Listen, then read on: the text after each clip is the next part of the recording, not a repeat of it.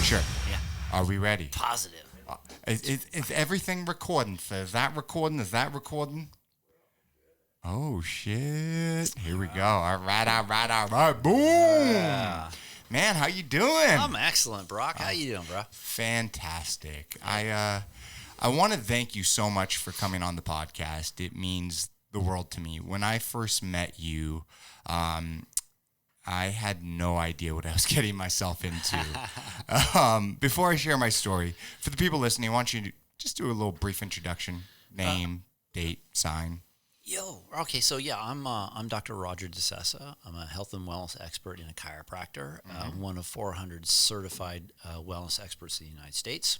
And God, what else? Yeah, I'm an old guy. Wait a minute, you definitely are, man. Like, I definitely do not consider you an old guy by any standard.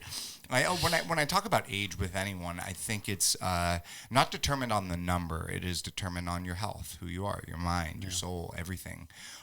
Because there are people out there that are 50, 60 years old, and they look like yourself. You know, they're lively and vibrant, and they're rocking out. And there's ones that aren't, doing so well. Right. Yeah. That's how you treat the temple. Exactly. You take good care of it. It takes care of you, and it's part of it, part of the picture. Absolutely. But you know what? Before we get a little bit more, I don't know if anybody's like, I gotta paint the picture of Brock. Okay, let's hear because it. Because you came into the office and I go, man, this guy's wild. So you appreciate people like I don't have any tattoos. Yeah. So I pay attention to people who get tattoos, and I'm looking at you like you really made wicked good choices, because people come in, I'm like, oh, look, he's got a tribal. Oh, what's that about? Oh, it's a tribal tattoo. Like, okay, does it mean anything? Most of the time, no. But you've got some great stories on you. You did it the way that I would want to do it, which is you got your tats are like, they tell stories in them, and they're meaningful, and they're really freaking well done. You got the full sleeve going. So, thank you. If you haven't seen what Brock looks like, the whole thing is like, it's very the epitome of like the artistic guy. The beard, and the wild hair. So, thank you. Anyway, if you got to post something with your tats. I will for sure. I got lucky, man. That's what it comes down to. Because when I first started getting tattooed, I had no idea what I was getting myself into. But they all have a story. They all have meaning. It's not some tribal tattoo or some this or that.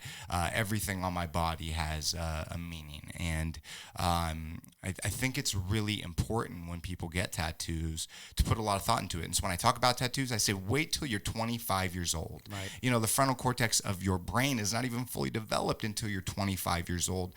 So for me as 33-year-old adult, the way that I thought and acted when I was 18 years old is completely different when I was 25 and 30 and so on. But at least by the time when you're 25 years old, you have a little bit more of a worldly experience, or hopefully you do.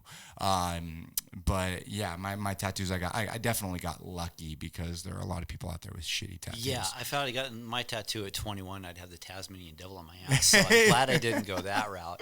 But anyway, yes. So I'll do. We did a little transgression here, but let me finish a little bit more about myself, because my passion is health and wellness. Yeah. I have 3 amazing children, and I always said I raised them adventurously, because life is meant to be lived. Yes. And I'm also a runner. It's my other passion in life. I'm a marathon runner, and I had the distinct ability to run the Boston Marathon, which if you don't know, it's like the World Series or the Super Bowl for amateur runners. You have to qualify for it. It's not easy to get into, and so I love running. And if you would sum it up, like, that's who I am right there. So it's good stuff. I absolutely love that.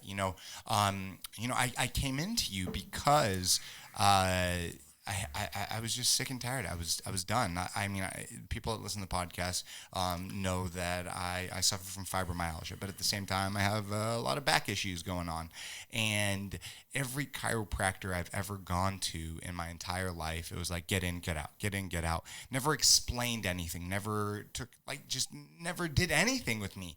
And the very first time I saw you, I was literally talking with you in your office for over an hour, and you were breaking down what, this part of the spine does, what this part of the spine does, what this part of the spine does, and really painted this picture and made me feel not only comfortable, but I could see, maybe there's a light at the end of this tunnel.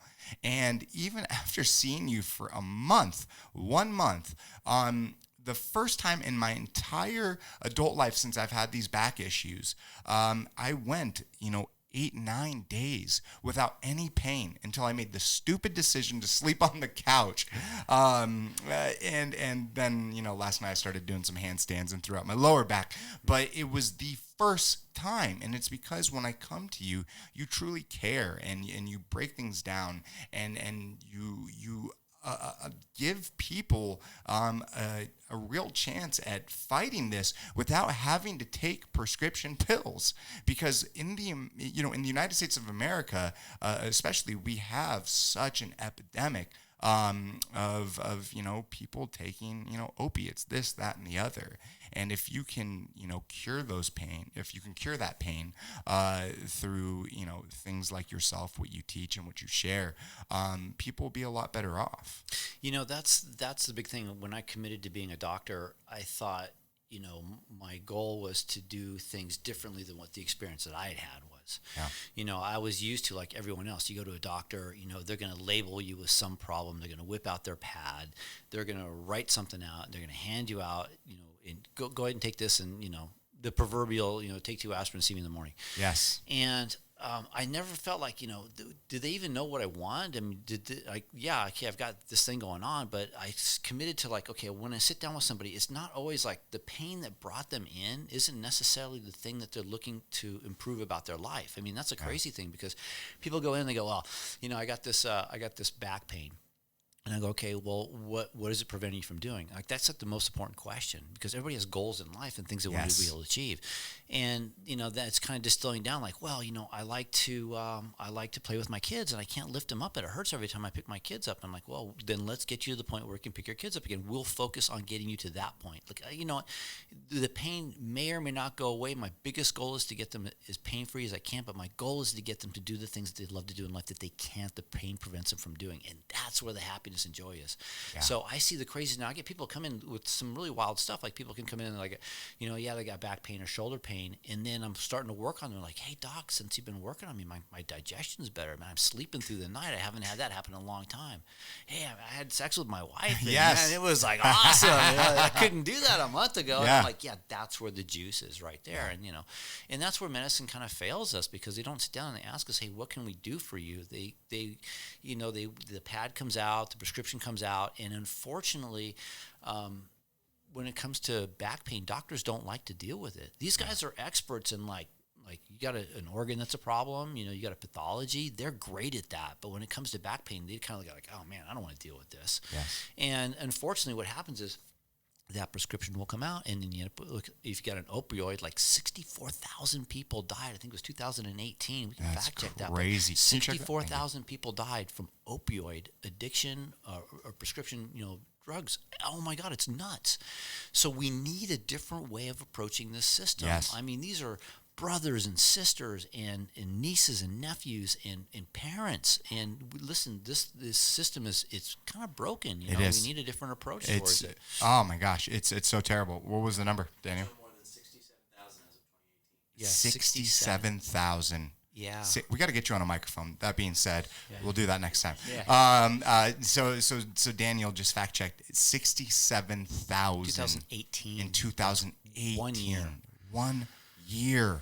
That's astronomical. I can't even fathom that number in my head, because why does this even happen in the first place? Like, everything that you're saying right now, but it just doesn't even make sense. And it all starts because, at least in my mind, they go to the doctor, they get handed this pill, and then, it's just kind of like the snowball effect. Yeah, and I want to be really clear about this, because doctors are wicked smart people. I got several friends that are doctors, and I love them. They're great. We talk about this stuff all the time. And I have a saying, like, when you have a hammer, everything looks like a nail. When you're trained a certain way, you have a certain approach of dealing with it. You may not even see all the other options that are out there. And unfortunately, through our medical care system in the United States, which has been here for a long time, we have this sort of approach that we've become like, that pill popping society. There's a pill for every ill, there's a powder for every, every problem we got. And it doesn't, this is how we got to the point. And unfortunately, I tell you what, when I look at pharmaceutical companies, if you look at their bottom line, what they're after, their goal is to produce a profit for the shareholders. Yeah. Bottom line. And what that means is that, if they got a drug that they can get you on for the rest of your life, man, that is it. Let's go that route. Lifestyle drugs are the biggest thing right now. They're not looking to cure, they're not coming with the antibiotic that's going to wipe out, tuberculosis once and for all. No, never. Because the last thing they want to do is have to develop a drug that's the last resort drug. Yeah. Like, why would, and that's where we're running into the problem right now, because nobody's going to invest in something that you take 1 or 2 times and then you're done with it. No, never.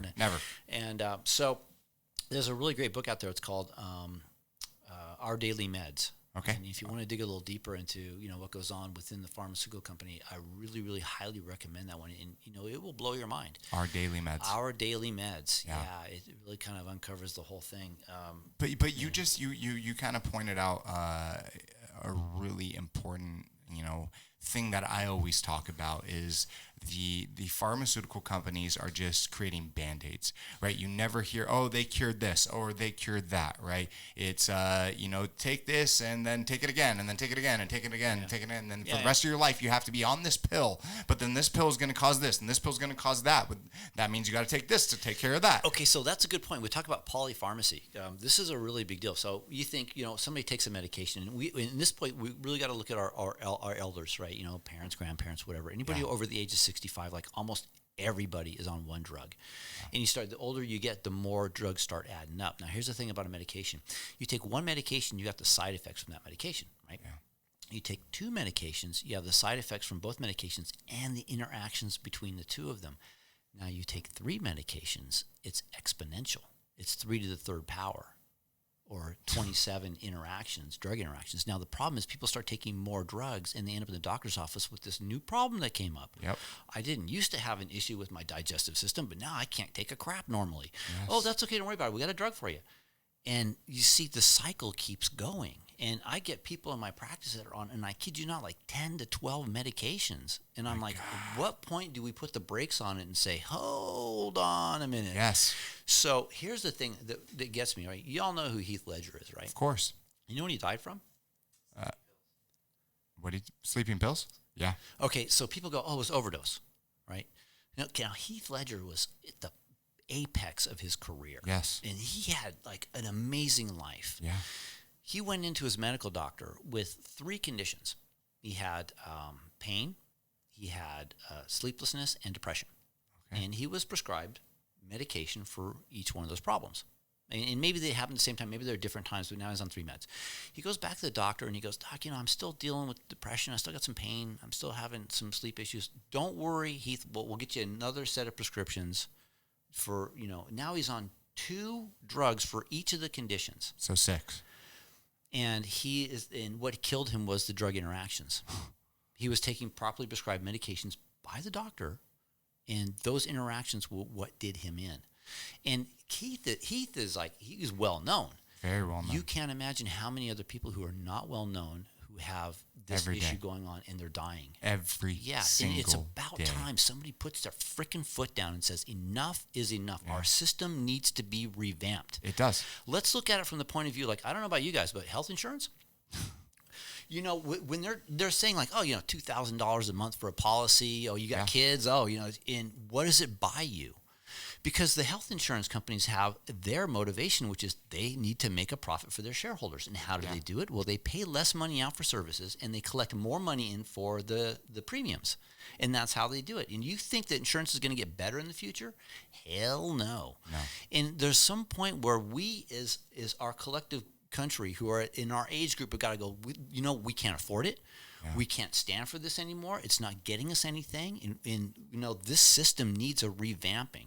It needs to be just turned over. And I think the way that we're going to have to do it is that, hey, listen, take control of your health now. Yes, And that absolutely. we vote with our feet, right? So first thing is you got to take your temple and you got to start putting the right food into it. Yep. You got to start moving it the right way.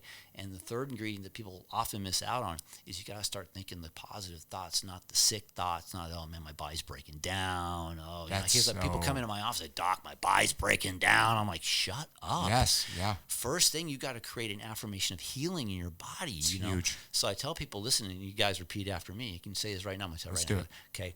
I am a healing machine. Machine. Yes. I am a healing machine. Got it. Come on, if you're listening to this, I am a healing machine. Say yeah. it. I am a healing machine.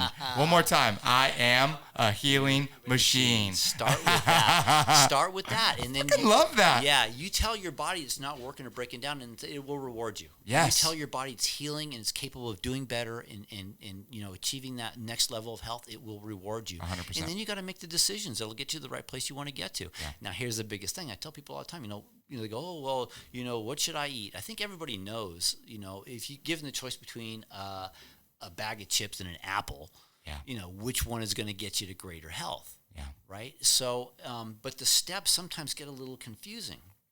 So, you know, like at ground zero, if somebody said to me, look, I really eat crap, you know, so I always say, like, you know, the bottom line worst diet, Jack Daniels and Twinkies. Keep that right there. Jack Daniels and Twinkies. I'm on a Jack Daniels Twinkie diet, dog. Yeah.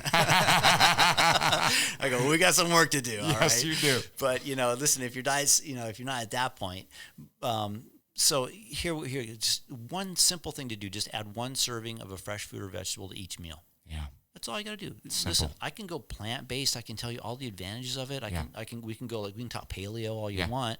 There's tons of advantages with those diets. But most people just struggle with that basic decision, which is just, you know, you sit down for dinner and you're having an In-N-Out burger, grab an apple. Yeah. You know, have some broccoli, you know, Baby just steps. Throw something into Yeah. it to get a little bit of the green in first. Yes. And then, you know, the next thing is you gotta listen. It only really requires three things to create greater health in your body. Let's hear it. You gotta eat well. You gotta move well, and you gotta think good thoughts. Yeah. Right. So, and you have to know that there's toxicity in the way we eat, in the way we move, in the way we think, and there's sufficiency in the way we move, the way we eat, and the way we think. So, if you just want to stay away from the toxic stuff, you know, go towards the healthier stuff. And then, you know, exercise is another big one. It's huge. So here's the thing, but with exercise, it's really wild because you can go to like the European Council on Exercise. You can go to the American Academy of whatever it is, whoever's going to dictate whatever the exercise should be. And here's the bottom line. Like, I've studied the healthiest people on the planet. And so if I ask you, like, who do you think the healthiest people on the planet are? What would you say? Joe Rogan. Motherfucker's healthy. I see him with his spleef right now. Yes. I mean, he just is. I mean, it's yeah. Yeah, Joe's on top of it. Yeah. So But I know what you're gonna say. Yeah. But you're gonna say we've had this discussion. We did. So people go, well, the French, the Japanese, they're healthy, but they're not the healthiest. The people that are healthiest on the planet are the ones that live in congruency with our hunter-gatherer genetics. 100%. And in hunter-gatherer societies, the current ones that are living today, there's Inuit and there's people in the Andes, and I think it's always funny, like, oh, we found this tribe in the Andes, like they've never seen humans before. Yes. And they're in their 60s and they don't have cancer or heart disease. That's really wild. Like, how is that? You know, well, because they're doing what our genetics are designed to do. They're eating the way they're eating what grows from the ground or walks the ground or flies in the sky naturally, and it's in an environment. But so when that comes to that movement stuff, which is the exercise, what they figured out when you study hunter-gatherers, they move, on average, they do the equivalent of walking about 9 miles a day. Jeez. Yeah. So they are moving. They are constantly moving. Constantly moving. But, you know, people go, well, yeah, doc, I can't walk 9 miles a day. I go, yeah, I get it. But if you can burn 450 calories, pick your choice of whatever exercise you want, you're going to come pretty close to doing what you need to do. So get that extra added calorie burnage in. Yeah. And, you know, you'll do yourself a world of good. You can't rely on, we need to exercise 3 days a week for 30 minutes. You know what? Who made the rules on that, and where did they get that information? It doesn't make sense. No, it doesn't, and that's why you have all this conflicting. You know, everybody says something different to say, but move like hunter gatherer. You know, you get that walk in, you get that time in. It's so true. I mean, it's such a valid point, and it's such a problem, especially in the United States of America. You know, with obesity and diabetes running so rampant, and right now with COVID. one of the things that, people constantly miss is that we're talking about vaccine. But if we look at the numbers, right, it is affecting, the older generation, and then affecting, people with health issues, diabetes, heart issues, that are overweight. But why aren't we talking more about how to take care of yourself, things to eat, vitamins, supplements, just a way to live a better life? We know for a fact, right, people that take better care of themselves are able to fight off, things like the flu, other issues, even the cold, right? It's how we take care of ourselves on a day-to-day basis. But constantly the media is just, pumping, vaccine and numbers and all this bullshit. But why aren't we talking about how to take care of the human body? Exactly what you're talking about. Yeah. So here's the thing that's kind of a mind blower for me, that these plagues come and go. Of course. It's been a part of human nature since humans have been around. And 100%. the earth has a really great way of correcting itself when it needs to. Yes. The thing is, we're kind of on this big ball that has been here for billions, trillions. I mean, a long years. time. How long has the earth been here? We'll get to it. 3.6 trillion. I don't know. 6 billion years? Maybe it's like 6 3 or billion. 7. What? 4.5 billion. 4. Okay, 4.5 billion years. So we're just like this little blip on the history of the planet. This planet goes, and I really look at it this way. I go, every 100 years something comes through, and it corrects. So there was bubonic plague, couple of rounds of that through Europe. Yep. There was the Spanish flu of 1918, 1919. Yeah. And you gotta like consider this, that the reason why you're here today was because your ancestors survived that stuff that went through. And when that second wave of the bubonic plague went through, the Black Plague, it took 200 years for the human population to recover to where it was before that hit. Wow. And I tell you what, this COVID thing, it's awful. It is, and human lives are, they're valuable. Yes. They're valuable. But at the same time, if you're not treating your body the way it's supposed to be treated, the earth is going to go, well, we're going to correct it. Yeah. And, unfortunately, being an American, we are not the healthiest segment of the population. No. We don't treat our bodies well. Not close. What was the statistic? We consume 50% of all the resources in healthcare worldwide. So Americans use like 50% of all the resources worldwide for healthcare. You would think we would be like the healthiest country on the planet. 100%. You would be like, we are number one longevity and infant mortality, and we come up like 37th according to the World Health Organization. Not even it's close. Appalling. It's really appalling. And again, when are we going to put our foot down and go, hey, enough's enough? Yeah. And how did we get to this state? Well, we got to this state because we lulled ourselves into our own addictions and our own, like, food is the easiest thing to get to. It's huge. Like, nobody's going to, like, you get a craving in the middle of the night, you want a burger, like, you can go through a drive-through and the cops are going to pull up and go on your phone. Woo! Right? It's going to come to your house, right? And I'm going to, woo, hey, pull over, drop the chalupa. He's got the number. So I actually got something that Here we go. correlates with you guys. The U.S. ranks 34th in life expectancy at birth. Jesus. Following number 1, which is Japan, which is one of the highest smoking populations. Whoa. Wait. Number 1 is Japan? Number 1 is Japan for life expectancy at birth. So we're number 34. Japan is number 1, and they have the highest smoking. Wow. One of the highest smoking populations. Wow. Holy shit. Cultures, yes. Yeah.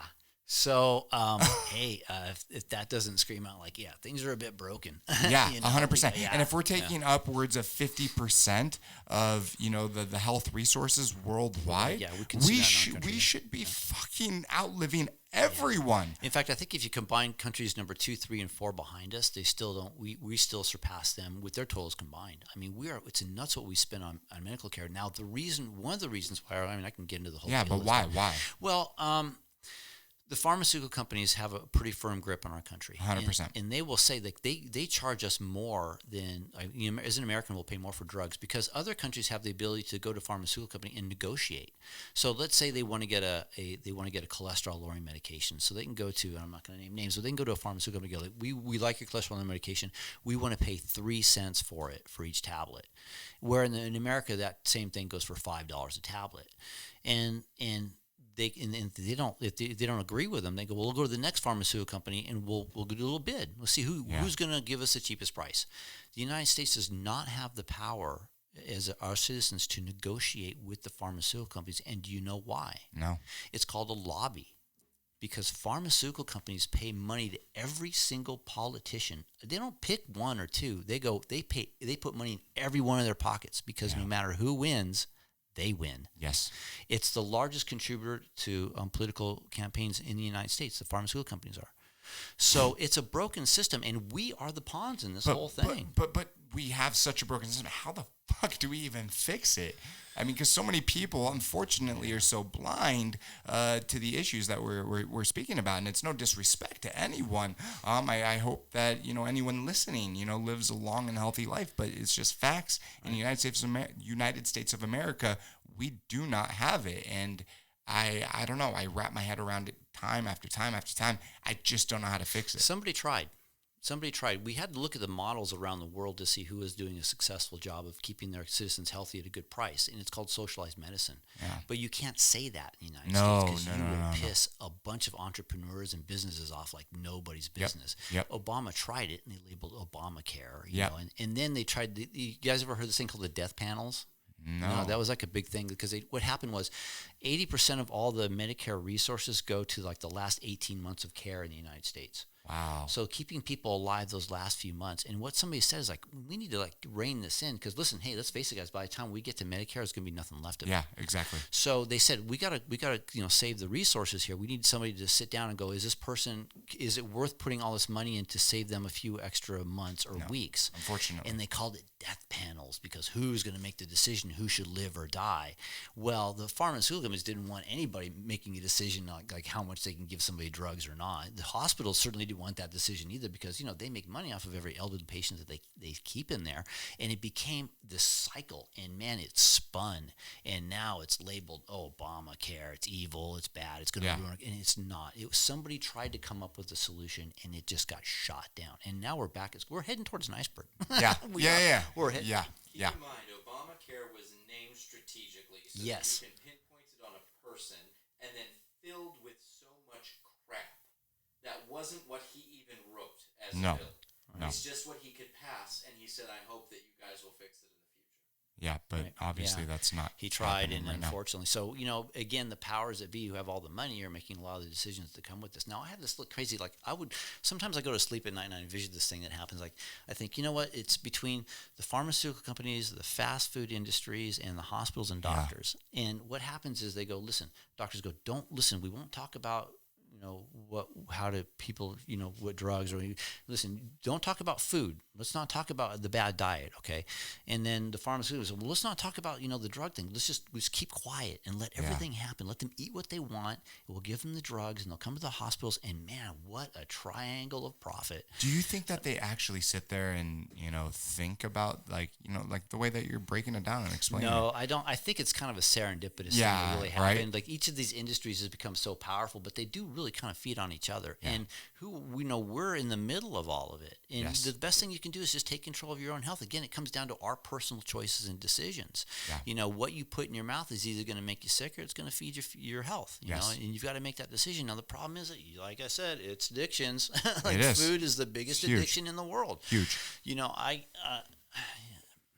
We've got to figure out, and it comes down to a priority too. I mean, I can tell you right now, if I put your favorite food, so here's the thing I can tell with my patients that are a bit overweight. You can imagine for a second, what is your go-to food when you're like stressed? If I put it in front of you right now, like the worst, like your cheat food, if I put it in front of you right now, like what would it be? Like what would be that thing you just like, oh man, I love those. What would it be? White Claw. White Claw. To drink? Yeah. That's alcohol. So sometimes when I get patients come in, they're struggling, I tell them, okay, you eat that or drink that in a mirror, full-length mirror, naked, slowly. Yeah. Now we got to, right? So you got to anchor something negative onto the habit that you're doing if you want to make the change. And sometimes people are like, "Oh God, I can't do that, doc." And I'm like, "Yeah, I know, I get it. It's tough, but the whole thing is, if you want to make a change in life, you have to either look at it like, if I put down a White Claw or a glass of water in front of you, and I said, "You drink that White Claw, you're gonna die right now." I'll drink the water. The water, exactly. Yeah. We know what we need to do, but it's having the discipline enough to go, okay, I'm making the right choice and what happens is people make choices based on either pleasure or pain. Yeah. Like you're going to go either way, pleasure or pain. So when I motivate people to make choices to eat cleanly and to start working towards it, it goes so far when it's pain motivated. Like I had my best friend's dad had a heart attack, right? And after his heart attack, he's like, that's it. I'm going to eat. No, I'm not eating meat. I'm going to eat, fruits, vegetables. I'm not going to drink anymore. And the guy was great for like 4 or 5 months. Yep. And then like he goes, I just, I want the pain goes away. Yes, we it does. forget about it. Of course. And then we go back to the pleasure part of it. So you have to be motivated by both things. You can't just let the pain motivate you to make a change. You also have to have the pleasure built into it. And the pleasure comes in when you think about what all that great stuff of having good health does. Like, listen, I'm up there in a little bit of age, and I wake up every day and I go, thank God for this body, because man, I operate like I run full speed, like a cumulative of 9 hours a day. I don't sit down. I'm working on people. I'm moving bodies around. You're getting in there. I'm getting in there. It's like a fucking workout. I'll just tuck you right in and boom, I do my thing. And it requires strength. It requires endurance. And then I have the mental aspect of it, because I got to do notes and I got to keep up with patient care. And so I'm on, like, I run from like 8:30 until 7:15, 3 days a week, and then another 4 hours on another day. But I love it, and I can do this. And I can tell you, when in my mid-20s, I wouldn't have been able to do it. Yeah. So get that. You set the course. I mean, you got to determine how much you want, how much energy you want out of life, how much vibrancy, how much joy you want, how much you want to experience this. And you got to make that decision when you wake up in the morning. I'm going to do everything I can to make these things happen this way. Or you freaking go the other direction. You take 100%. the donut and you eat the, you drink, stuff it. Start your day with the coffee and the donut and the bagel and, like Starbucks. Oh man, I got to get my, It's a fucking snowball. And I even while you're talking, it's like I think about myself, with fibromyalgia, and when I was first diagnosed, right, I wasn't eating healthy, I wasn't taking care of myself. I just didn't give a shit, right? And a lot of people with fibromyalgia, especially after they have it for a while, it can be very debilitating. It's freaking horrible. It's a lot of pain, and it's just like, and then the depression, and it's just like this full cycle. But once I started, once I had enough, I was like, I'm either going to fucking just stay in bed all day, right? And just die at a young age, or I'm going to grab my life by the fucking balls and make a change. And every single morning now, I wake up, I come into my studio, I crank my freaking floor heater, get it hot as shit, and I work out for an hour, right? And I have to tell you, I wake up every single morning, I wake up feeling like shit. But after that hour, I feel like fucking God, and I'm ready for my day. And it's at 33 years old, this is the best I've ever felt, even with all my pain issues. I wish everyone who had fibro would hear you, because it's such a mental breakdown. It is. It's the suffering starts to consume what they do, and to understand that you can take control with the exercise. Now, listen, I'm a big fan. I got tips and things that I've followed over the years, and I don't know if you're familiar with Wim Hof. You heard of the guy? No. Iceman. Look him up. I will. He's the Iceman, Wim Hof. He does this breathing technique. Okay. And one of the things that we suffer from is hypoxia in our country, because people don't know how to breathe. We're shallow breathers. Okay. And when you suffer from hypoxia, your risk of heart disease goes up, your cancers go up. Wow. And getting oxygen in the body is one of the most important things. And because we don't breathe properly, we're missing out on one of the most important and free nutrients. Yes. So look up the guy, because he's got a breathing technique that's just phenomenal. His name's Wayne. Wim, W-I-M. W-I-M. H-O-F. You can find him on Netflix. They did a whole documentary on him. The dude's nuts. He has like 27 world records and like feats of cold and heat. Holy shit. Yeah. So here's the thing. Mental. Yeah. If I dropped you in a icy lake right now, you would, in about 4 minutes, you go hypothermic. For sure. Yeah, your body would start to see, your organs would start to change. So how long do you think this guy can last in a ice bath submerged from the neck down? World record holder. How long do you think he lasts? 8 minutes. And he goes an hour and 53 minutes. Yeah, the guy is freaking phenomenal. So here's the thing. It's his brain, man. Yeah, he trained his body. He trained to have control over his autonomic nervous system, his autonomic function. Everybody can do this. Yes. People think they're powerless over their health, and you can tap into some superhuman stuff. Yes. You just got to know the right tools, right? People with fibro. Yeah, people with fibro. So, people with fibro need to understand there are so many stones unturned on this. Yes. There's so many things you can do. So, we want to do like a little thing, because we talked about a bit like how I got to this place. Yeah, I'm gonna get there. Okay, cool. Because I don't want to bore people. No, you're not. So after everything that you said, I was being,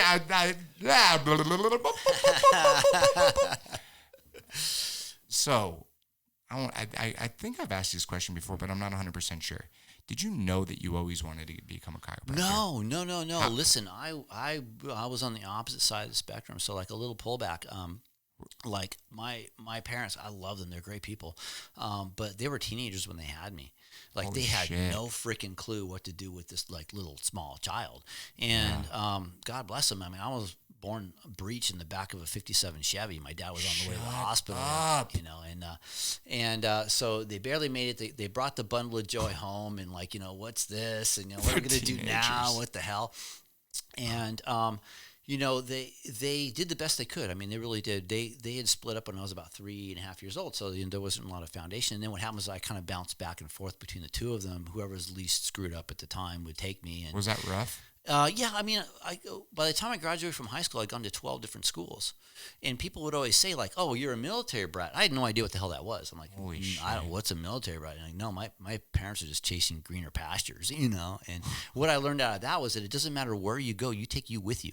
Yes. So if you want to make a change in your life, you don't have to go move somewhere. You just got to change, you know, who you hang out with and what thoughts you think. Yes. So, you know, it was not what I would call, statistically, I should be in prison or dead. Absolutely. I say that, you know, because my parents were not well-educated people. God, they tried.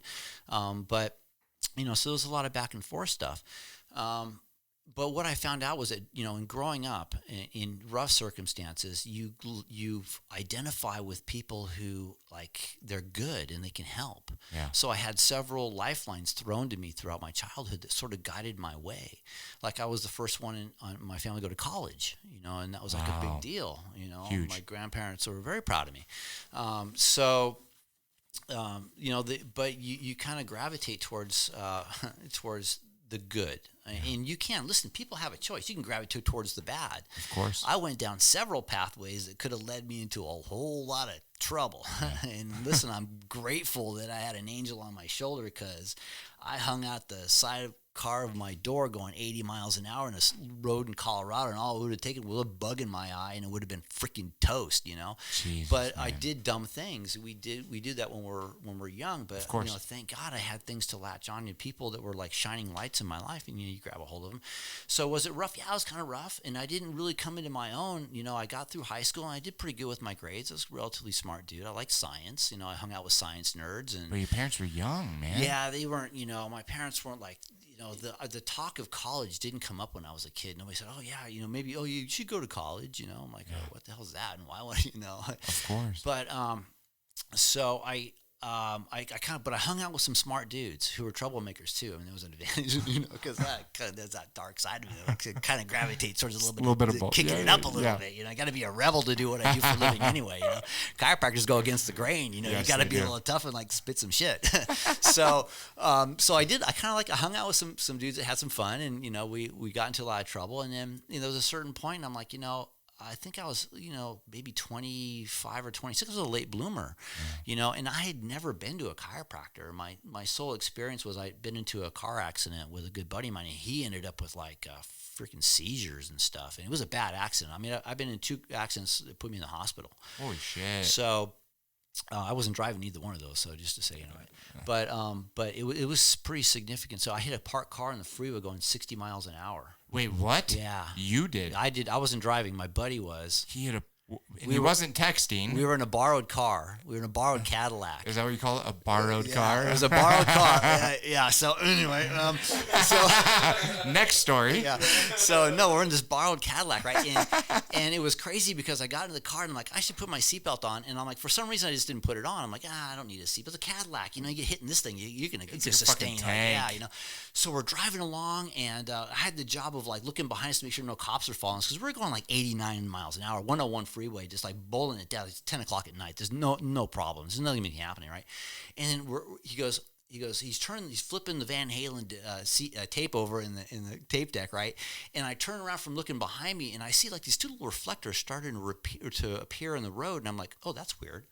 What the hell? And we're getting closer to it, and the reflectors turn into lights, and then he turned into a car, and I'm like, oh no, Eric, car! And he looks up and slams on the brakes. Well, back then, those old Cadillacs hit the brakes, they lock up and you slide. Yep. So I did the best I could. I threw my feet up on the dashboard in order to save my face from going through the windshield, because I'm thinking, this is going to... And we hit that thing so hard. In the police report, it said that the rear axle of vehicle 1 was located near the steering column. We hit a Toyota Corolla. It just... Why was it in the middle of the road? Well, the gal got onto the freeway, and she saw a mattress that was on the road, so she swerved to miss the mattress, and she hit another car, and it broke her wheel just enough where it disabled her vehicle. No. So she ended up in the lane next to the fast lane, and then she got out of her car, and she walked over the side of the road, which was a good thing she didn't put her blinkers on? No, she didn't didn't put emergency lights on, just got out and walked over the side of the road. Dumbass. Yeah, I know, right? Yeah. And then here we come along, and boom, man, we hit that thing, and all I can remember, we made contact, and I went into I over the top of the seat, almost in the back seat, and I kind of came to, because I was out, dude. I was out, and I feel this warm around my lap, and I look down, and blood is just coming out, and I'm like, oh no! And then out of where? My nose. Oh, like you broke can still it. see my Shit. nose. You see Yeah. the angle? Yeah. I totally messed it up, man. So it makes me a badass. It does. It does. I got this in a fight, man. Yes. Don't tell me about it. Anyway, in prison, yeah, exactly. So anyway, so the guy who was driving the car, like he got out of his side, and I was so disoriented. I'm trying to open the door up, and he, I didn't think that I could go through his door, because it accordioned my side, because he hit on my side. Yeah. And I left 2 indentations in the dashboard where my feet were. And so well, the ambulance driver's like, dude, you are so lucky you didn't break both your legs, and I'm like, yeah, I mean, it was pretty rough. I mean, it was pretty rough. And so he pulls the door open, and I kick the door open to get out. I go over the side of the road, and then Eric, the guy's name is Eric, comes over and he puts his hand on my shoulder. He goes, hey, bro, is there any way you can say you were driving? No, he didn't. Yeah. What did you say? Get the You're I'm like, gonna fuck kill you, bro. Right now. I may be bleeding, but I will take you. You better back the hell up. So now here's the trip. Here's the trip. We get to the hospital, right? And then, the doctors say, oh, yeah, you got a badly broken nose, you got a concussion, da-da-da. And like, I need to get the hell out of here. I'm on my way to go see my girlfriend. I just caught a ride with this loser. I don't know who he is, but I knew the guy, but I didn't want to know. Yeah. So anyway, Eric comes up to me and goes, hey, listen, I got a ride. I go, oh, we got a ride. Oh, cool, man. Can you drop me off my girlfriend? So, yeah, don't worry about it, man. So we get in this Cadillac, another Cadillac, right, newer than the one we were in. And we sit down, and then the guy driving it looks back, and he goes, Eric, you owe me a fucking Cadillac, dude. And I go, oh, shit. And he goes, who's this guy? And I go, I'm nobody. I don't, can you just drop me off next place? And Eric's like, no, I'll get you the money. I'll get you the Cadillac. I'll get you the money. Don't worry. I'm like, holy, what did I just step into? Do you know what ended up happening?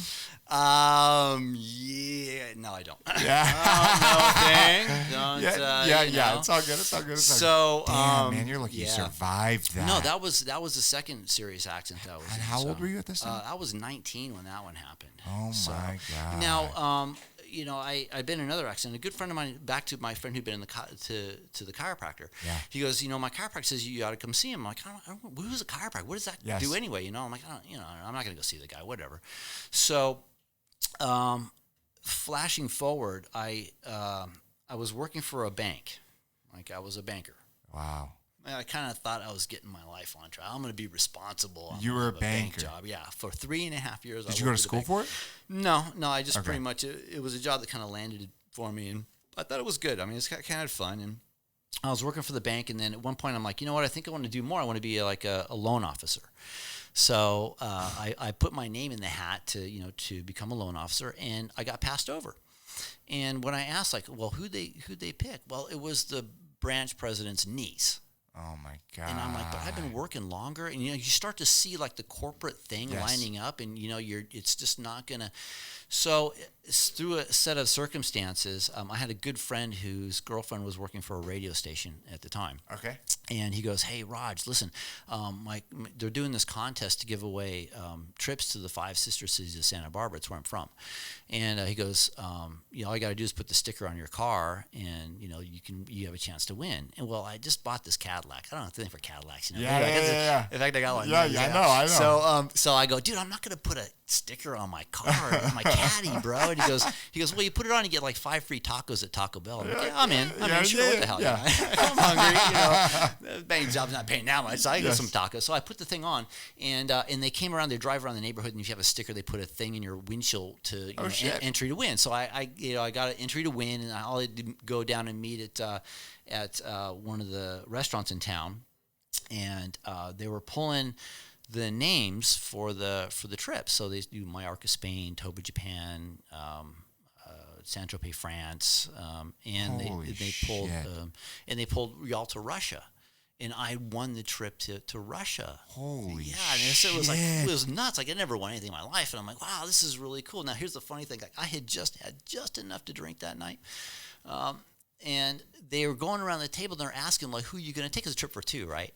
And my best buddy who turned me on to it, logic would say I would take my best buddy. Yeah, because of course. I've known this guy. He is my brother. Yeah. Right? Well, I had just enough. He wasn't there, and I was pissed off at him. Like, you should have been here when I won the trip. Of course. So they're going around, and they put the mic. I'm like, who are you going to take? And I go, I'm going to take my mother.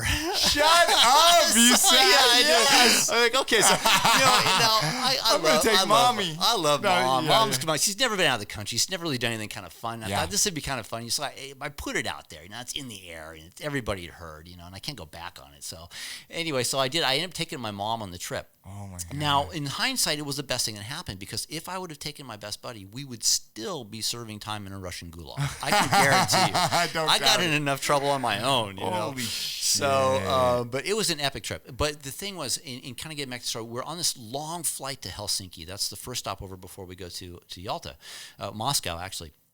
And I was telling my mom, I'm like, Mom, I'm really unhappy with my job. This is bank thing. I'm just, and she goes, well, why don't you pray about it? And I was not. You're like, no. I'm not doing the walk. Yeah. I'm not even like, oh, God, what do you keep? Sure.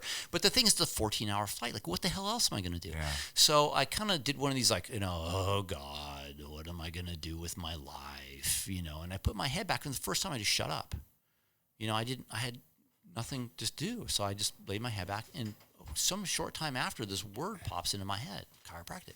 Wait, but hold on. You're for the first time pretty much ever, you're praying. Yes. Right? On a 14-hour flight to Russia that you just won a trip with your mom by putting a sticker on, right?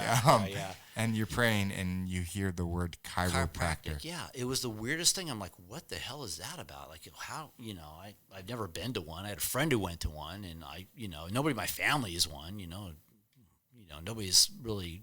What the So fuck? I couldn't get it out of my head the whole trip. I'm like, God, that's just really weird. So I get off of the plane. But the thing, and kind of the circumstances that lead into it is I was just kind of getting into running too. And I was paying attention to my body. And, I knew that chiropractic is kind of about the body in some way. It's about my sum total. Yeah. But I think it still works with the body, right? Something like that, alignment, I don't know, Yes. spine, whatever.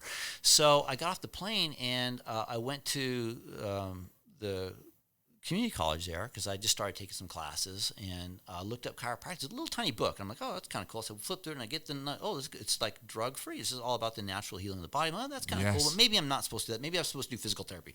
Big volumes of book on physical therapy, so the whole row. And I go, well, maybe I'm supposed to be medicine. Oh my gosh, look at that row of stuff on medicine, But I thought, okay, no matter what, I'm supposed to do something. So I started that journey of I quit in the bank. I got a job working at a liquor store at night. Got held up a couple times. I go through that, and that's a life changer too. Shit. And we'll get to that in a second. yeah, and then I said, I kind of started to dig the science thing again, get back into sance, Yeah. So I ended up with back from when you were younger. Back when I was younger, yeah, and I started, and I ended up with a degree in organic chemistry, and it was kind of like I could use it nowhere in my job now. I mean, you were 25 when you decided to do this. Yeah, 25, 26, somewhere around there, yeah. That's awesome. Yeah, First so off, I was that's a late awesome. bloomer, because people think, I hear kids coming all the time, I don't know what I'm going to do. I'm like, dude, don't worry, just hang in there and pray. Yes, like I'm yes. weird, But, but that's it, so, and that's, God presents him or herself in our lives in different ways. Whether or not we're astute enough to pay attention to the little signals makes a difference, in what direction we're going. Yeah. And I think that stillness is a place we all need to be in. Whether you call it prayer or reflection or what, take freaking time out every day just to shut the noise off and just breathe. Yes. And just think, if you want to do a word or two, like, health or creativity or, God or whatever, just like focus on a word and then just take your time. And I do this every day, and I end up with a list of things that I put in my pocket. I carry cards around. So, wait, what? Yeah, I do. I do my prayer, and I whip out a card, and I write stuff down, and I go, okay, this is what I'm going to try to do today. So, and if I can get through them, great. And if I can't, I carry over the next day. And every single day? Yeah, every day. And when do you write it? In the morning after my 5 minutes of prayer. And that's like your list of stuff that you want to do. What's on the list? Well, this one I got, let me see. I got tea for Brock. There we go. Yeah. I love that. I got cat food for my cat. I had to step in for a president meeting yesterday in a group that I do. I got a court thing coming up for one of my patients. Okay. And I got to register my new car. So it's just simple little stuff, but every single day. And do you keep them, or you just toss them after you're done? Well, when I'm done, I used to just throw them away, but now what I do is I just stack them up somewhere, and then every once in a while I get a wild hair. I'm like, did I get that done a couple months ago? Let me look at where did I get done? So it's kind of fun to reflect back. And it's cool because your kids will also be able to look back at it too, though. Like one day when you're not here, right? Those little notes that you write it's just a piece of you and who you are, which is awesome. Yeah, it's fun. It's good stuff. With my kids, I got a whole other thing going on with them too. But anyway, so listen, organize. I mean, it doesn't take much to sit down for a day and kind of plan it out and just like figure out what am I going to get done, and then you realize at the end of a day or two how important it was. Well, I didn't get it done. Is it really that important? Here's the thing: we don't say no enough. Like we want to stack all this shit in our lives, and it starts taking our time. You have to learn to figure out how to say no to more things because our time is precious. Like, I have my priorities. My priorities are my kids. I love my kids a lot.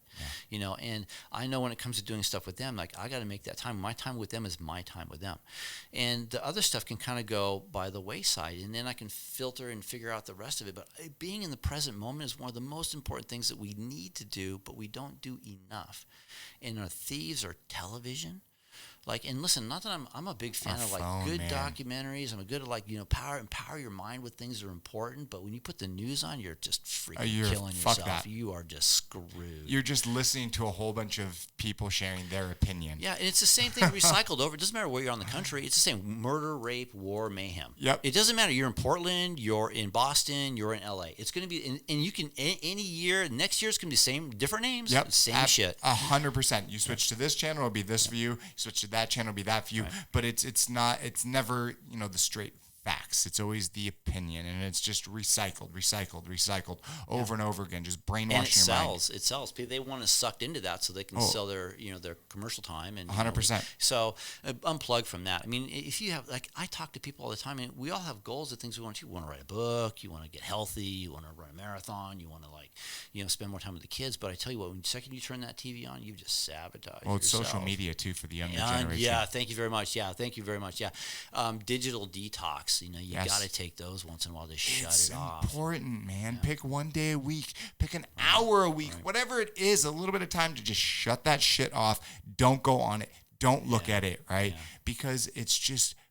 I don't know exactly what it does to our brain, but I just know from looking at society as a whole, it's not, yes, there is a positive, but I also believe there's a lot of negative coming from it too. Yeah, I can tell you what it does. It sets off the same serotonin and the dopamine that other things do too. It becomes addictive. It's just another form of addiction. Exactly. And listen, the way I look at addictions, it's just a spiritual yearning. Yeah, absolutely. We go to those things because our spirit needs something, and we're not directing it the right way. Oh, 100%. So do the digital detox, cut a break, sit down with your thoughts, and I know it's kind of scary sometimes, but do it. You got to. But if you start catching yourself in the negative thoughts, A, turn it around, or B, listen. I get on YouTube, and there's tons of stuff on there for meditation, positive meditation. Just plug it in there, put it on the background for 5, 10, 15 minutes, and just shut up and listen to it, and let somebody guide your thoughts the right direction if you don't think you can handle it yourself. Yeah. I've been there. I know what it's like to have those things come in and you freaking start thinking awful things, and you're not good enough, or you're not skinny enough, or you're not rich enough and not pretty enough. And that shit's out there. You can put that in your head, but at the same time there's people that are willing to help. They'll do things for free that will guide you along and to remind you that you are beautiful, you are smart, you are rich, you are all those things that you think that you're not. You really are. You just got to tap You're it. alive, man. Yeah, You're alive. breathing. We only have this, as we know, right? This one life in this form, right? And you have to be able to live it the best way you possibly can. And yes, shit gets thrown at us constantly, right? Yeah. But it's how we block and move, and just continue to push through this shit. And this is what I have learned with my own personal journey, you know, especially someone that has fibromyalgia. Shit gets thrown at me all the fucking time, but you have to just fucking push through. And you know the wild thing about it? That sometimes that stuff comes from people who are our friends and our family. Yeah. Like sometimes when you start doing well, people will start pointing the guns at you. Like, how can you be doing better? And what it does is they kind of, I think it really kind of reflects on them. Like, maybe I'm not doing enough. Oh, well, then Brock's doing really well, man. You know what, Brock? What are you doing that for? Come on, dude, let's go hang. You know, what, you don't need to do that stuff, you know? And unfortunately, I know what that's like. Yes, right? Yeah. People, you know, the ones that care about us, love prop us up, man. I love seeing people do well. Yes. I love it. Like, you have people come in and I'm like, wow, that chick's got it. I mean, she's like got it together. Yes, you know, people who turn their stories around, it's inspiring. 100%. And we should like focus our energies on that. But you know, the way the media and the news is, we focus on the negative. This star had a downfall. Oh, this person, you know, shot themselves. And man, this is like that stuff is depressing. Clickbait bullshit. Yeah, exactly. Yeah. All right, I want to bring it back to your story, right? Okay. So you talked about, you know, you're 25 years old. That's right, kind of around the time that you got into school, and you went for, what did you say you went for? Where were you going? What was your, like, when you went to school? I got a degree in organic chemistry. Okay, so you talked about that, right? But while you were going to school, at nighttime, you were working at a liquor store. Working at a liquor store. Yeah. Okay, people... you know, there's a lot of people out there that just truly don't understand that if you want something bad enough, you're going to do whatever it takes to make it, right? Yeah. And so a young kid like yourself, 25, 26, 27 years old, going to school all day and then having to work nights, what was that like? You know, back when I was young, I felt like I could just burn it at both ends, you know, and I tried. I mean, at one point I had 3 jobs, and the liquor store was one. You know, I went to school to get a certification in massage therapy because I'm like, at some point I realized, you know, I think I'm going to be a chiropractor. I got to damn well make sure I'm comfortable putting my hands on people because I had no idea at that point. Like, I got to work on the body, you know. Yes. So I got a certification in massage therapist, and I really did well at it. People loved what I did, and I was really good at it, and I enjoyed the hell out of it. And I got a ton of stories behind that too. But But and then you know, it was whatever odd jobs I could pick up. So I was like, you know, I was burning at both ends. I'm in school in the morning. I'm doing the massage therapy thing on the sides, whatever things I can book. I'm doing liquor store until 11, you know, 12, 1 o'clock in the morning, whatever shift I'm pulling, you know, get up and recycle and do it all again. And sometime on the weekends, I'd go out and party, you know, just have a good time. So it was chaotic and hectic, but it was a blast. I had a motorcycle back then. I used to just like go bonsai around it. But that's what youth is for. Yes. You know, that youth is for living and kind of pushing it. And, you know, and you got to learn and you got to take the steps. And, you know, if you fail, big deal. You know, that's part of life. You fail, you just try something else. Absolutely. You know, you didn't like it, didn't work out for you. I dropped out of school because it became too much for me. I dropped everything out except for acting class. Wait, you went to acting class? Yeah, they offered acting. So I actually kept 2 classes. I did acting and Russian history, which is, you know, because I won that trip and I knew I had time before I was going to take it. So I'm like, I'll just take some Russian history. What the hell? And I bailed out of the science. I bailed out of chemistry. I bailed out of physics. I bailed out all those because it was just too much to handle. And I thought, well, maybe I'm not supposed to do this.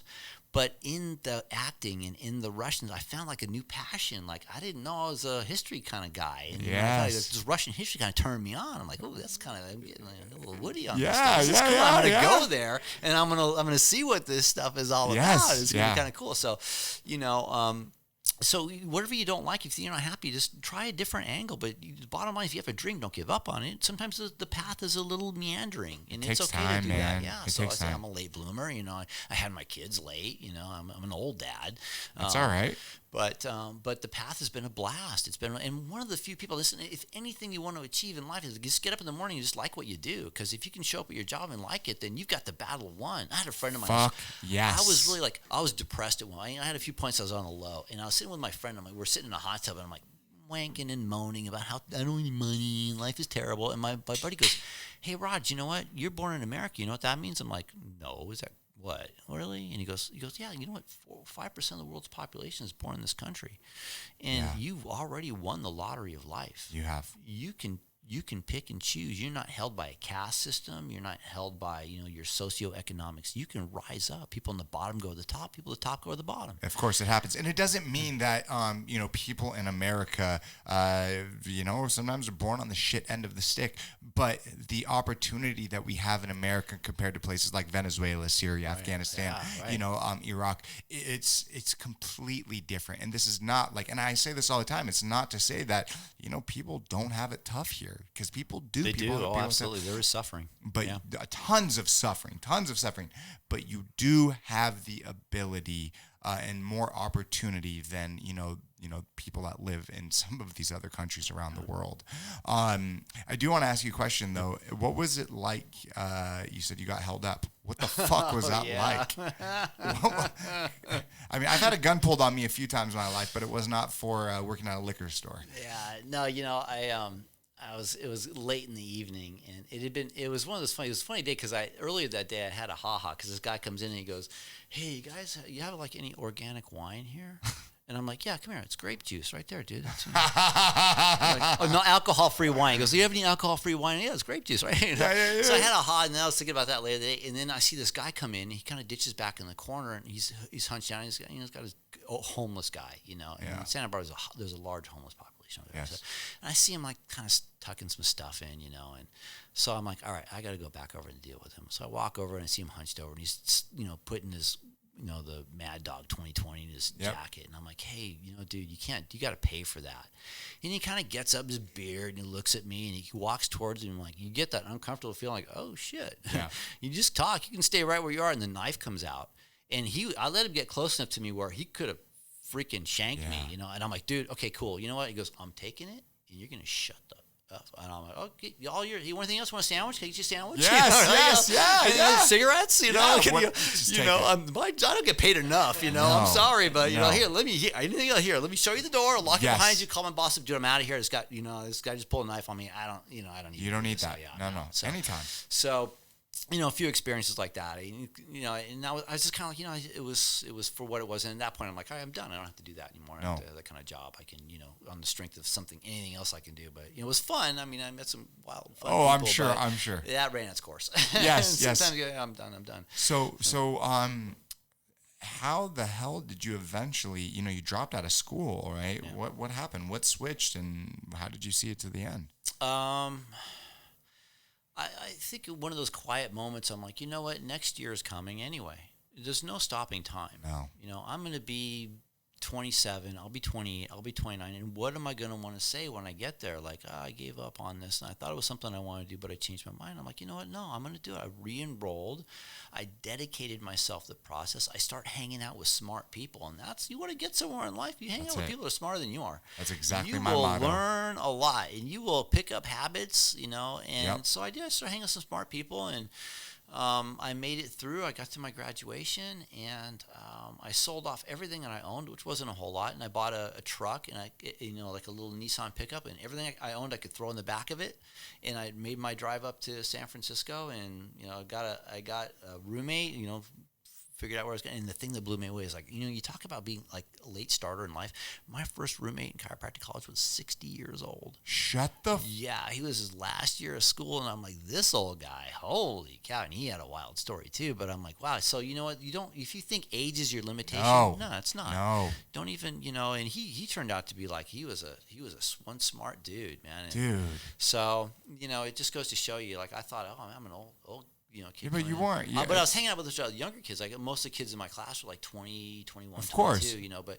But this guy was like, oh, and he was an inspiration. He was smart. Yeah. So, anyway, don't let the age be a thing for you. Now, chiropractic college was a blast. I mean, we had a lot of fun there, and I took the studies very serious. But I loved it. I found, like, with anatomy and physiology was a passion. I kind of really enjoyed that stuff. And when you pick something, when you're validated in your journey, you'll get the joy that comes in each step. Yes. So, but you also gotta look for it, because being in school full time, it can be kind of hard too. And I got one bit of advice for people: student loans, don't take them. I mean, listen, we're in a big crisis right now. Here's the thing. We got healthcare, we got student loans, and we got housing. Like right now, our parents and grandparents screwed this for us. They did. And now we're kind of left with this damage in the environment, which, it was great when the COVID thing happened and people weren't driving there watching fish swim up the Venice canals. And, there's a squid. We've never seen that before. Yep. Like, Dolphins, And again, the earth has a way of kind of getting back to its balance. And if you think this COVID is the first thing, I'm telling you, we're not done with this. No. We're going to see the cycle until somehow something gets back to the balance it's supposed to. Yeah. So, how to get there? Hang on. So in school, and but up to San Fran. Don't just the student loans. Listen, it's a big deal. But I agree with you, right? It's so fucking crazy to think that you have a kid that is 18 years old, gets out of high school, and wants to go to college, right? And then they're willing to give them, $50,000, $100,000, $200,000 loan, $200,000 loan to go to college, right? At 18 years old, I barely knew how to wipe my ass, right? And you're giving someone that much money to go to school, when a lot of times now they're not. There's no opportunity. Right, you get the degree, and you got nothing to work because there's so many other people who have a degree too. Exactly. And listen, my oldest son, he goes, Dad, he's not going to follow my footsteps with what I do. With chiropractic or anything health related, and I'm cool with it. Of course. He goes, Dad, I think I want to do the automotive program. I'm like, great. People drive cars. They always will. Do what you love to do. I'm not pressuring my kids to fit into a mold that I think is best for them. They're going to be their own humans. They have to. We have to let our kids express, and the people around us we love. I mean, why shove them into a hole you think they should be in? I mean, listen, they're going to make their decisions. Yeah. Support them in what decision that, they're going to be happiest with. But, you got to guide them still. I mean, of course. Hey, Dad, I want to take up drugs and deal. Probably not not a good course. I'm going to advise you, but I'm going to tell you probably not a good path. Be a pharmaceutical. There you go. You make tons of money. Not only do you get away with it, but you can make a shitload of bank. Bro. My God, no, but it's so true. But all right. So to bring it back, right? You graduate, right? How old were you at this point? I think I was about 29 when I graduated. So you're 29. You graduated. Yeah. Sold everything, went up to San Fran. Why? Did you have a job up there? No job. I dedicated myself full time. Well, actually, I did. I take it back. I did massage therapy. And okay. I actually built a good clientele up there, a good patient base, a good client base, and people loved me and they referred me, and I had a lot of fun with it. It was really great. So, I did that, and that was like my sideline, and it was nice because I could pick and choose the hours I wanted to work and who I wanted to work with, and so there was that part of it. I knew I was a healer. I mean, now listen, I'm going to throw this out here. This is a crazy thing. Like I'm not a healer. Like anybody who calls themselves a healer, all they're doing is they're promoting the healing process in another person. I think it's a mislabel to call yourself you call yourself a healer. You're like, well, that's like Jesus it's status. Like guru, Jesus, Jesus put his hands on people and they were lame and they walked. That's a healer. Yeah, I'm sorry, but there are people out there who can promote the healing process in others. The doctor of the future is the patient.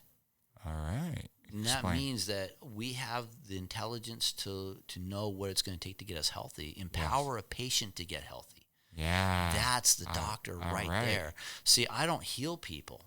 All I do is I just make sure things line up in the way that their body's supposed to express its own healing potential. Yes. I facilitate the healing potential in others. Yes. And that's what I love that. I mean, that's great for me. There's, and anybody who's in this field, they should really understand that, hey, you're helping other people. That's why we do this, So, but unfortunately, at least in my opinion, there's a lot of chiropractors out there, and I'm sure you don't want to say or talk crap about other chiropractors, but there are a lot out there that aren't doing just doing justice. Unfortunately, there's bad in every profession. Of course, there's always somebody in every profession that's going to screw it up. You're absolutely correct. And unfortunately, when you're a minority, the actions of the few reflect the many. Yeah. Like when you're a minority, it takes one person that can really screw it up for everyone else. And that's the way my profession has always been. Like we're like the black sheep. We're like the Why is that though? Because my God. Well, man. You're a good one. That's like, it's a great question. I tell you, the reason why is that we've been threatening. We're not the instead of, or sorry, we're not the along with, we're the instead of. We're the instead of profession. Hey, instead of doing this, do this. And because of that, we're very threatening to pharmaceuticals or the hospitals. Or yes. They don't want us to be instead of. They want us to be, do with us. You know, you can do what you do, but you better make sure that we're in it too. And that's very threatening. It's been threatening since 1895 when my profession started. They never liked us. Now, the worst dagger that the medical ever put in the back of chiropractors or acupuncturists for that matter, or anybody or any holistic healer, is they call it unscientific. Now, with my profession, we have always been scientific, but they put that in there and they said, oh, chiropractors are unscientific, and they it's a little turn, little knife. And say you're not doctors, say you're not this. Right. So people bought it like, oh, those chiropractors, and it's it's taken us decades and decades and decades to get over that stuff. It's not true. It's never been true. But man, all they had to do is put that in, and the perception of the population is, oh, they're not a real doctor. Yeah. Thank you very much. I don't want to be a MD. Yes. I love what I do as a DC. Yes. And what's the difference for people listening? MD means more drugs. Okay. No, makes sense. Yeah, though. medical doctor and doctor of chiropractic. Well, but it's the approach is different, and they don't. It's not understood. So. I love that. Thank you very much. Yeah. Okay, all right. Let's get back. All right. So you go up to San Francisco. You're doing massage. Yeah. When did it all click? How did it? When did the chiropractic stuff come in? Oh man. Wow. You forgot. Well, it started from the airplane. That's when it clicked for me. Well, I guess you went to you were doing massage therapy up there. When did you actually start practicing? Well, in the way it works in chiropractic college is you go through your first 2 years, which is like medical school. We study anatomy, physiology, chemistry, biochemistry, all that kind of stuff. Cool. And then you get to work on patients. So you become an intern, and then you screw people. I mean, we practice on people. No, but it's true. You have to. That was another question. Like, I know. You're just. I couldn't imagine going into a chiropractic school and getting adjusted. Yeah. No disrespect. Yeah. It's like I couldn't imagine going into a hair school and getting a haircut. Right. Yeah. So you get those things. But there's a supervisor there watching to make sure you don't really mess it up. Right. But no, I mean, when I started to get my hands on people in the clinic, I started to go like, this is pretty cool stuff. I'm really digging it. I'm really digging a lot. And the fear is always like, anytime you do something new, like I thought, oh man, what if somebody comes in like they can't walk? What am I going to do?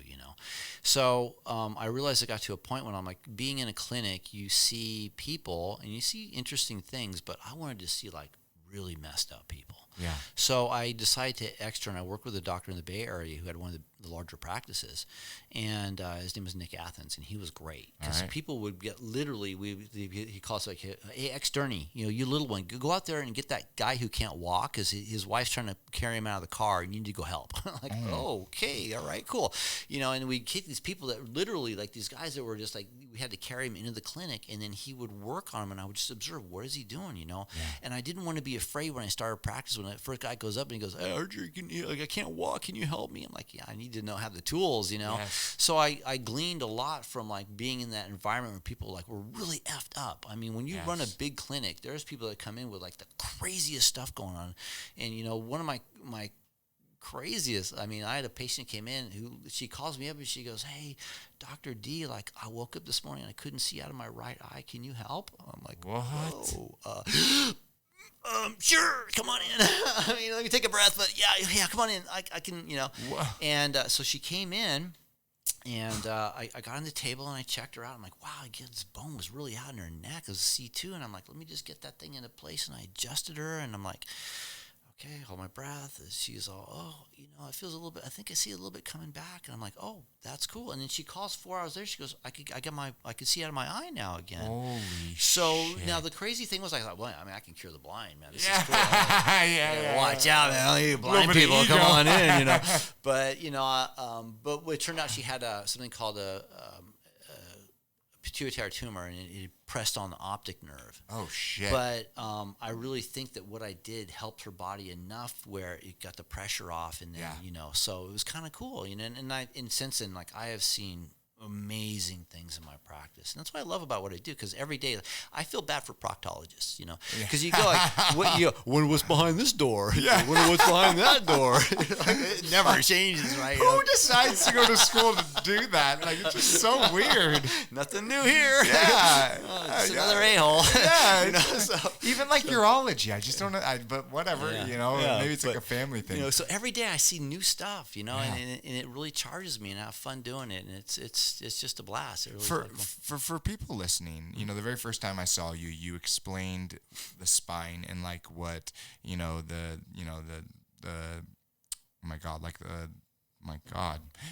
explain the spine real quick and each what it does. I'm drawing a fucking blank right now. We really cervical, thoracic, and lumbar. Yeah, exactly. Yeah. So we really take our spines for granted.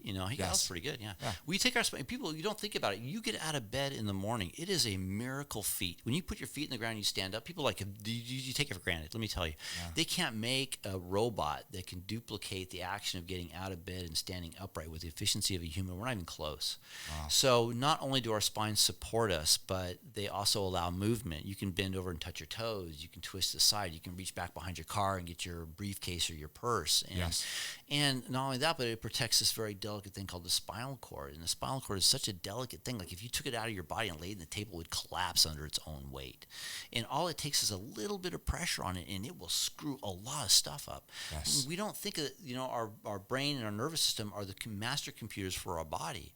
Yeah. And they can't come close to the amount of data that the brain, 3 trillion bits of information per second. Like even the supercomputers right now, we're almost there, but 3 trillion bits of information per second. I mean, that's pretty massive. That is insane. But we walk around and think nothing of it. Hey, look, bend my finger. You have to think that, but it works. So when it comes to like the health thing, you gotta there's I call it the priority. You got to set your priorities. You have to eat. You have to exercise. Right. That's bottom rung. That's your foundation. You got to move. You got to eat. You got to eat well, because you can survive a long time without. You can lay in a bed in a comatose state for years. Right. You don't need the movement, but it's important for good health. Now you have to have food. Right. You can go like 40 days without food. Yes. Right. Then you have to have water. You have clean water. You can go like 4 days without water. That's crazy. And you get to air, and you can go like 4 or 5 minutes without air. But when the nervous system doesn't work, you're done. Yes. So when it comes to the priority of what you take care of in your life, start from the top down. Go through that list, and then when you get to the bottom and you're able to handle all that stuff in proper order, you're gonna have good health at the end. Yes. So the nervous system runs everything. The organs are all told what to do, and that's how you breathe. Your kidneys. So anyway, that's No, but when we spoke, you were like the cervical, the thoracic, the lumbar, what each of the issues cause. Yeah. Do you know what I'm talking about? Yeah. Can you break that down real quick? Okay, upper part of the neck. When you have problems up there, that's just the nerves that go up into the head, so that can control things like eyes, ears. It controls your immune system. Big generators up there, blood pressure, autonomic regulation. And you go down the cervicals, the lower part of the neck, that's arms, shoulder, hands, fingers. Tingling, numbness, weakness, the arms, hands, and fingers is probably coming from the lower part of the neck. Yeah. You got to get things lined up there. Upper part of the back, same thing.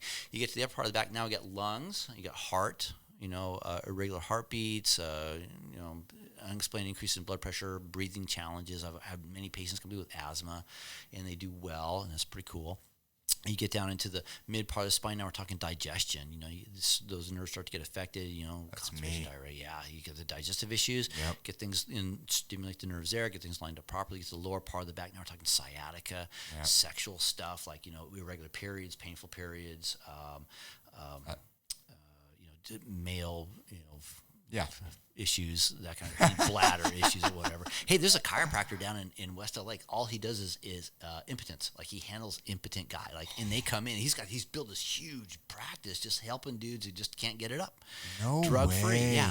And so and there's specialties in my profession. Like people, there's pediatric chiropractors and geriatric chiropractors and sports chiropractors and so it's really when you understand we're just like the rest of the healing professions. Some of us go in different directions. Yeah, people just don't even think about that, what all of that causes in each of the issues. And when you broke it down, I'm like, oh my God, that's me. And it's like where I'm feeling the pain, I'm like, holy shit, this makes sense, right?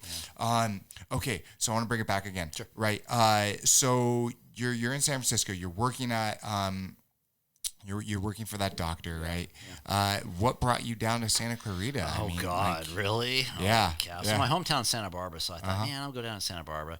And but the thing is, like, there are certain areas of the state that are densely populated with white-collar professionals, and certain areas of the state where it's very expensive to live. And while I love my hometown, it's kind of tough to, Well, kind of at the same time, I met my first wife, and she got pregnant. Mm-hmm. And I decided, I need to go to a place where it's the schools are good, the housing's affordable, it's growing because I want to grow a practice, and like Santa Clarita kept coming up. She had a best friend who lived down here. I had a good friend of mine who was very well connected to the community. He said, "Rod, you come down here, I'll help you build your practice." And wow. Todd's great. He was amazing that way.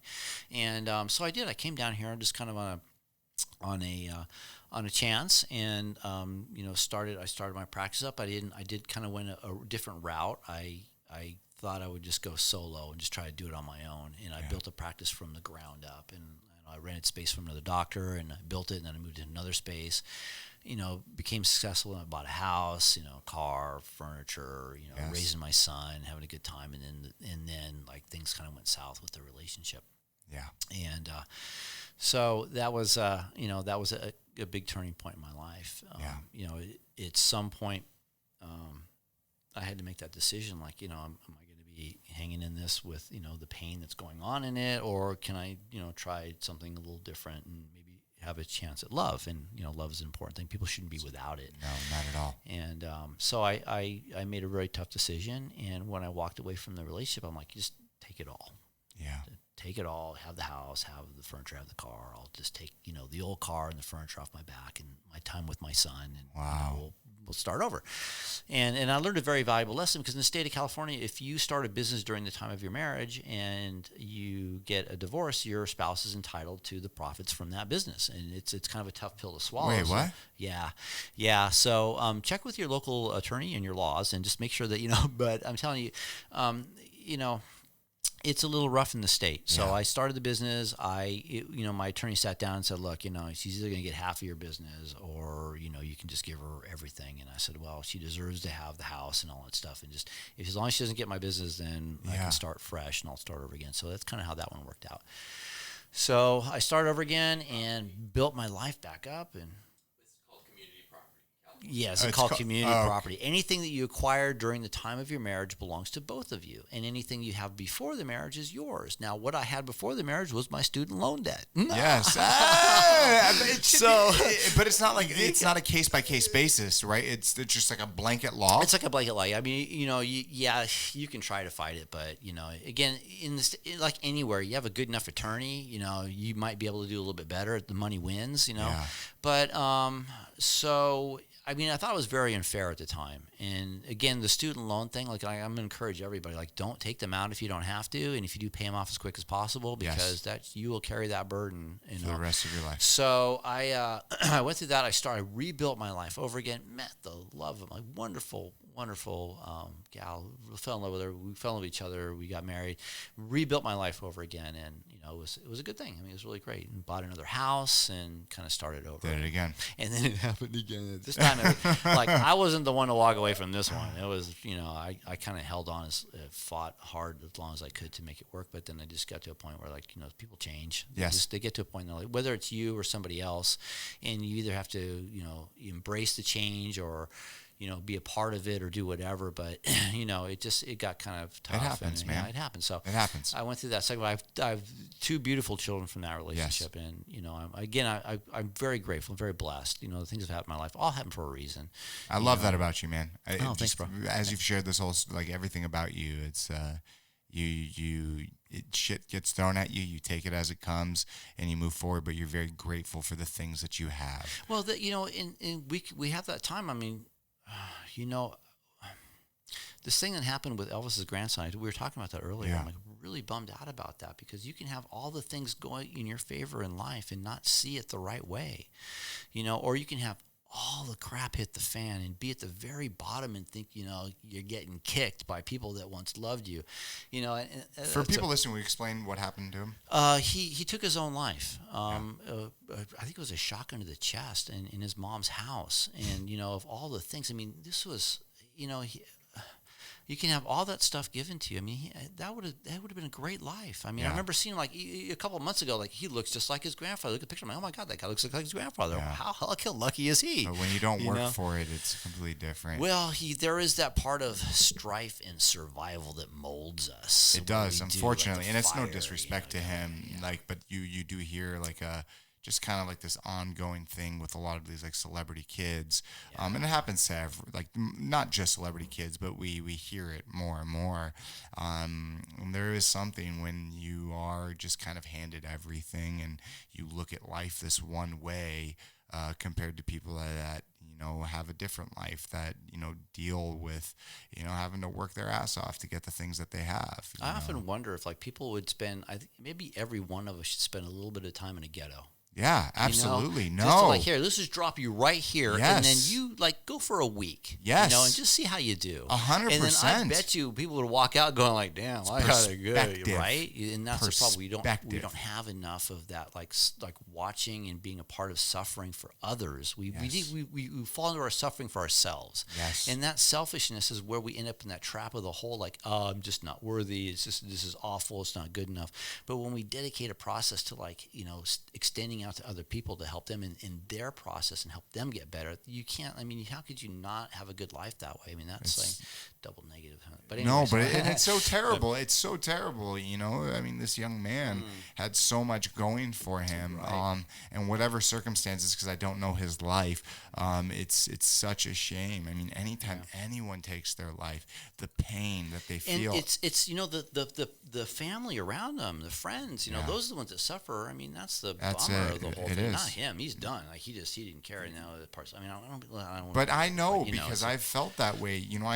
I've come very close to taking my own life, and I know what it's like. I know how you can get stuck in your fucking head, and it's this other snowball effect, and it's just this and that and this and that, and then it's just like I don't want to fucking live anymore. And for me, I have found through psychedelic experiences that have allowed me to step outside my brain to look at things in a new light, have saved me through some very important things. And I've shared it on the podcast. That is very important. I think the whole, like, I'm gaining a lot more respect for what's going on with the microdosing, because people are tapping into stuff that's like pulling them out of like, PTSD. Yes. And you know what? Listen, pay attention. Hello. A solution to problems are starting to come up. Of course. When it comes to mental challenges, illnesses, whatever you want to call it, man, there is stuff happening. Right? I think guided, microdosing psychedelic experiences where somebody's there to kind of work you through the challenges. 100%. I'll share my experience with you. Yeah, go right? for it. Yeah. So, about 2-3 years ago, I was flying out to my mom's, and I just started bleeding out, my butt, right? And long story short, I ended up in the hospital for 3 weeks. I was on life support. I trach, my wife thought I was gonna die. I thought I was gonna die. I made peace with it, everything like that. It was it, right? Wow. I was on, a ventilator, trach, the whole fucking nine, right? And I eventually fought through it. And the months leading up, or months after that, it was very hard for me to just grasp reality. And I ended up having a Britney moment. I shaved my fucking head, my eyebrows, my beard. I just went freaking crazy. And I was in New Orleans on a work trip. Thank God I did the meeting and everything like that, prior to having this moment. And I just wanted it all to end. I was just so depressed. I was in so much pain. I wasn't working out. I wasn't taking care of my body, my fiber, my back, everything that happened, and I was done. And months prior, my buddy had got some DMT, and he said, whenever you want I have some for you. And I couldn't take it anymore, and I was like, all right, let's do it. And so I went to his studio, which was the studio I recorded in as a kid, so it was like a safe place. And he didn't do it was just a guided trip, right? And I remember the moment I took the first hit, the second hit, the third. By the time I took the fourth hit, I laid down in bed, And I just looked up, and I was just taken into this other dimension. I was floating. I felt like I was naked, but I knew that I had clothes on. And I remember looking up, and you see in that picture, like with the alien beam shooting down, right? That's what it was like. You know, with like a lot of other psychedelics, it's from your perspective out. Well, this was from someone else's perspective in, which was so fucking weird to me. And I remember looking up, and I saw these eyes, and I thought it was like. I don't know who it was or what it was, but it was I thought it was my father. My father died when I was 17, and I started having a conversation with him. And one of the key things that stood out, I said, "Dad, I can't take this anymore." And he goes, "Brock, this isn't your time." He goes, "You have a lot more life to live." He goes, "Everything is gonna be all right. I'm watching." And I remember coming out, and it was one of the most scariest experiences of my life, but it was one of the most amazing experiences of my life. And from that moment on, I shit you not, from that moment on, the feelings of wanting to commit suicide, gone. Nice. It was like it melted away. It's just so hard to understand if you've never experienced it. And I'm a big proponent for psychedelic drugs, but I'm a big proponent for doing them for the right reasons. Right, yeah. Not for doing it to party and fuck off. For if you're having to work through something, if you have something in your brain, issues in your life, to be able to bring it to the forefront. Because that's what these things do, is they take all of the things that are so deep inside our brain and bring it to the forefront and allow you to face it head on. And I could share other experiences with you that have allowed me to solve issues in my life. And it's crazy. There is no fucking pill out there that does that. There's no one-time therapy session that does that. But we have this tool. We have LSD. We have psilocybin. We have DMT. That if done correctly, especially with a guided, therapist or someone that knows what they're doing, it can change your whole fucking life. Yeah, absolutely. I think, instead of being, take this antidepressant or anti-anxiety medication for the rest of your life or whatever it is, there are solutions out there, and there's a lot of very promising things that are happening. And, I've been a fan of it. Listen, I was one of the first people who took X back in the early MDMA, the same thing. And back then, thing. I'm like, there's something to this. Now, it's been a long time, but I want to say, back when I had, did that kind of stuff, and I knew that there was something really about this that was pretty darn amazing. It is. So I think that we're at a really great time right now. There's a lot of opportunities and things out there for people that maybe feel like they're at the end. They've tried all the therapy. They've tried all the other medications. There are things happening that are just amazing. Like, it is. Yeah, it is. Get into it. So, in Oakland, Denver, psilocybin has become decriminalized. It's like the same thing that happened with cannabis. Is that it started out becoming decriminalized, and then medically, and then legal, right? And I believe that these tools shouldn't be sold at your local 7-Eleven. But that's true. but with Absolutely. a proper therapist, with a proper guided tour, you can have an amazing time. And this isn't to put down therapy, because I see a therapist once a week, and he's helped change my life in a huge fucking way.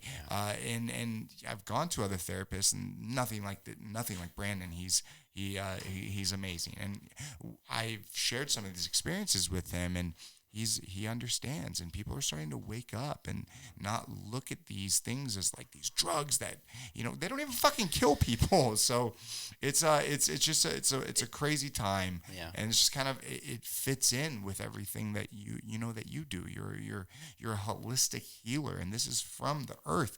This isn't prescribed in some freaking lab. LSD completely different, but if you talk about psilocybin and DMT, these are things that come from the ground. Yeah. So I mean, the bottom line is that it's a threat for some people and businesses, and huge. Yes, and that's why. But the tide is turning. It is. And we're really starting to wake up. So, what's next for you, man? Like, you run. I mean, but man, you have so much, and I want you to come back on, because we've only touched the tip of the freaking iceberg. We got a lot to cover. We do. But what's next? I mean, right now, I'm in this really weird place, because I love running, but I haven't been able to for the last like like, I got a stress fracture. It's the weirdest thing. I don't know how it happened. I ended up with a stress fracture. So I'm taking some time off right now, but I'll come back again and I'll do it. And but the next big challenge on that, I love the Boston Marathon. I love training for that, and I love that accomplishment and the feeling of that. And people, pick a goal. I mean, pick something to do with your body physically to challenge yourself in some way. Even if it's like, oh man, I don't exercise, but go for like a half-mile walk. Just try it. And once you're out there, you may get a bug, and if you do, like the runner's high, man, it's been my thing for amazing. For 8-9 years now. I just but the new thing for me is healing. Right now I'm just focused on healing my kids. I got a big trip coming up for the globe, for the world. The world contribution. It's always promoting that idea that health is from within, and you got to do it. Don't listen. We can't rely on our current model. No. We got to take a stand. We got to do the right thing and start looking for alternative ways of doing things, for sure. Being your best. I love helping people get to that point where they're their best. And if you want to reach out to me, I've got it's not all official, but I do have an Instagram. That's for the practice. It's Back to Health Chiropractic Valencia. I got my Facebook page, Back to Health Chiropractic, and Dr. Roger DeSesa. Roger DeSesa, my alphabet soup after my name, because I love getting some extra letters, and that's always a fun thing for me. Just really loving. I mean, people, we need a lot more love out there. Yeah. And before all this stuff happening, even currently, I'm the hug doctor. Like, people come to my practice, they get hugs. Yeah, I know. Hugs are healing. It's an important part of, the human experience. It's crazy. It's so weird because it's like... Now it's weird. Yeah. I mean, they're going to talk about this 40 years from now. This is that, and it's going to be, we've got a new world coming. We've got things are happening now. Businesses are remodeling. We're at this verge of we're going to see a different thing happening, and I'm really excited. We're in a great time to be alive right now. There is some really wild stuff happening. It is. Even with the COVID shit, right? Yeah. And I don't mean to say COVID shit, but everything with going on with the coronavirus, right? We still are. It is the best time that has ever been to be alive. We have so much opportunity, and especially in the United States, like we said before. As we wrap this up, what's your final message? Well, can I tell a joke? Oh, fuck yeah. I love jokes. And all your information we'll put it in the show notes. Okay, cool. Yeah, that's cool. So we got to that point where we're talking about divorce. So I wanted to throw the joke before we hit that one. So how is a marriage and a tornado alike? I don't know. Both start with a lot of sucking and blowing, and in the end, you lose your house.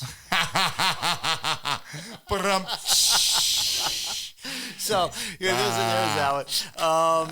But how do I want to? Brock, I had a great time, and I love and appreciate you, man. You got style, and thank you. The tats, they tell a story too. Thank you. You should share more about that. And listen, I think we've lost a sense of humor and a sense of laughter and adventure. And I think that people are becoming kind of disconnected. We're all getting so serious these days, and we don't need to be. We need to be light. We need to have fun, and we need to recognize that that there's beauty around us, and you look for it. Find it. Yes. Do whatever it takes. Hug some people who need a hug. Love your family, and we're all in the soup together. We are. We're all in the soup together, and it takes nothing to say a kind word to somebody. And just keep saying kind words, spread the love, and That's it. Yeah. Thank you, man. I really appreciate you coming on the podcast. I had an incredible time. We'll have you come back on because you got a lot more. And thank you. Thank you. Seriously, from the bottom of my heart, man, I see that there can be a light at the end of my tunnel. Anyone listening to this, if you're in the LA area, you got to see Dr. D. I mean, he will help you out more ways than you could ever imagine. Thanks for coming on the podcast. Thank you, Brock. Appreciate it. Absolutely. All right. Have a good night, people. Thanks for listening to Back to Your Story. Peace out, motherfucker.